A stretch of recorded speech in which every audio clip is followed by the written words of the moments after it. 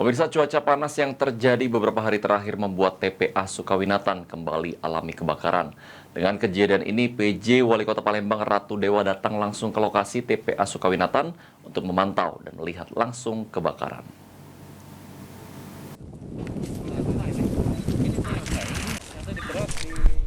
Mendapat informasi terkait TPA Sukawinatan Palembang yang kembali mengalami kebakaran, PJ Wali Kota Palembang Ratu Dewa langsung mengambil langkah cepat dengan turun langsung ke lokasi kebakaran guna mengambil langkah penanggulangan. Dalam kesempatan tersebut, PJ Wali Kota Palembang Ratu Dewa mengatakan dari peristiwa ini koordinasi sudah dilakukan dengan Gubernur Sumsel untuk melakukan koordinasi ke pihak BNPB guna penanganan cepat kebakaran TPA Sukawinatan. Untuk penanggulangan nantinya akan diterjunkan heli waterbombing, namun untuk langkah awal saat ini sudah dikerahkan semua armada dinas PBK Palembang serta PDAM diminta untuk mengerahkan armada lantaran suplai air yang sangat minim, dan dinas PUPR diminta untuk mengerahkan eskavator untuk melakukan pengerukan di aliran sungai sedapat agar suplai air bisa didapat. Selain itu, pihak perusahaan seperti Pertamina dan Pusri juga diminta untuk mengerahkan armada pemadam jika armada PBK yang ada tidak mencukupi.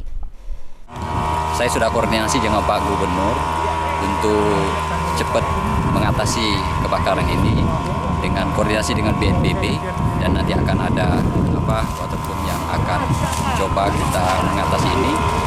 Langkah awal kita kerahkan semua mobil dinas pemadam kebakaran untuk menanggulangi ini, termasuk suplai air yang tadi masih kurang. Saya minta Dirut PDAM untuk mengerahkan seluruh armadanya untuk mensuplai air.